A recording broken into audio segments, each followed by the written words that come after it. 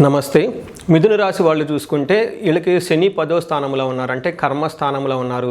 పని వీళ్ళకి ఎలా ఉంటుందంటే ఓవరాల్గా ఉద్యోగం చాలా బాగుంటుంది. అయితే ఉద్యోగంలో చాలా ప్రెషర్ ఉంటుంది, ఎక్కువగా రెస్పాన్సిబిలిటీస్ ఉంటుంది. మీ వర్క్ 8 అవర్స్ అయితే 6 అవర్స్ అయితే లేదంటే 8 అవర్స్ అయితే మీరు 12 గంటలు 14 గంటలు పని చేయాల్సి వస్తూ ఉంటుంది. టూ మచ్ హార్డ్ వర్క్ చేయాల్సి ఉంటుంది. విపరీతమైన బరువులు బాధ్యతలు మీకు ఉద్యోగంలో ఉండిపోతూ ఉంటాయి. దీనితో పాటు మీకు చాలా టెన్షన్ కూడా పడుతూ ఉంటారు. మనకి సంస్కృతంలో ఏం చెప్తారంటే వెకులం శోక సంతాపం పాపం ఉద్యోగ విఘ్నకం కృష్యర్యాది సర్వ విఘ్నం చాత్ దశమే భవేత్ శని అంటారు. అంటే 10వ స్థానంలో కనుక శని ఉంటే ఏమవుతుంది, వెకులం అంటే ఏమవుతుందంటే దుఃఖము, అంటే దేని గురించో బాధపడుతూ ఉంటారు. ఏంటి ఎంత హెవీ వర్క్ ఉంది అసలు ఏంటి అని చెప్పేసి వర్క్ గురించి ఎక్కువగా టెన్షన్ పడుతూ ఉంటారు. శోక సంతాపం అంటే అనుకున్నంత గుర్తింపు రావటం లేదు, రికగ్నిషన్ రావటం లేదు, ఉద్యోగంలో చాలా ఎక్కువగా బర్డెన్స్ ఉన్నాయి, అయినా కానీ మాకు సరైన ఉపయోగపడే అంత రిజల్ట్ రావటం లేదు. లేదంటే మీరు చాలా హార్డ్ వర్క్ చేస్తూ ఉంటారు, కానీ మీ హార్డ్ వర్క్ని వేరే వాళ్ళ హార్డ్ వర్క్గా గమనించుకొని మీ యొక్క వర్క్ని వేరే వాళ్ళు దొంగిలించుకొని పోయే అవకాశం ఎక్కువగా ఉంటుంది. పాపం ఉద్యోగం, కొన్నిసార్లు మీకు చాలా ఫ్రస్ట్రేషన్స్ వచ్చేసి ఈ ఉద్యోగాన్ని ఇంకెవరు చేస్తారు, దీనికి ఇంకా షార్ట్ కట్లు ఏమైనా ఉన్నాయా, అసలు ఉద్యోగం చేయకుండా ఉంటే ఏముంటుంది అనే ఒక నెగిటివ్ థాట్స్ కూడా మీ మైండ్లో ఎక్కువగా ఉంటుంది.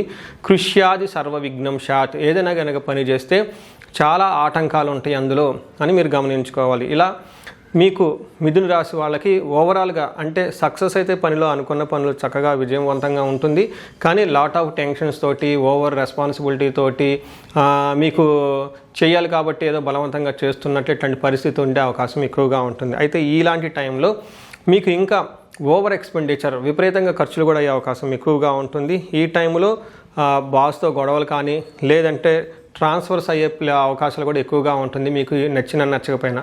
ఇలాంటి వాటికి సందర్భాల్లో మీకు కొన్ని విషయాల్లో అనుకూలంగాను ప్రతికూలంగాను ఈ వచ్చే 4.5 మాసం ఉండబోతుంది.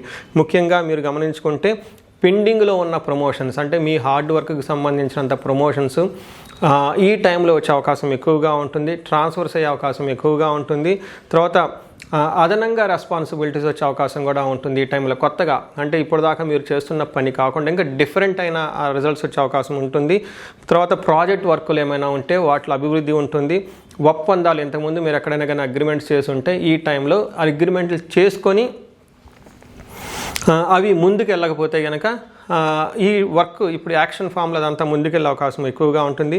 ముఖ్యంగా ఉద్యోగంలో సంబంధించిన వ్యవహారాల్లో చాలా చేంజెస్ ఉంటుంది. దీనితో పాటుగా భూమికి సంబంధించి వ్యవసాయానికి సంబంధించిన పనులు ఎవరైనా ఉంటే అవి పునఃప్రారంభమవుతాయి, మరలా అయ్యే అవకాశం ఎక్కువగా ఉంటుంది. వృత్తిలో కనుక ఏదైనా కనుక ప్రొఫెషన్లో ఏదైనా మిస్టేక్లు ఇంతకుముందు చేసి ఉంటో తెలుసో తెలియకో అవి ఇప్పుడు ఏమంటారు సరిదిద్దుకునే ఒక బెస్ట్ టైం అని మీకు గమనించుకోవాలి. సో ఓవరాల్గా చూసుకుంటే ఒక్క మొక్కలో చెప్పాలంటే వృత్తి ఉద్యోగాలలో చాలా చేంజెస్ ఉంటుంది, చాలా రిలీఫ్గా ఉంటుంది. ఈ టైంలో మీరు ఎక్కడైనా కనుక ప్రాబ్లం అనిపిస్తే వాటి మీద వర్క్ చేస్తే కరెక్ట్గా ఆ ప్రాబ్లమ్స్ అన్నీ పోయేసి మళ్ళీ అన్ని లైన్లో పడే అవకాశం ఎక్కువగా ఉంటుంది.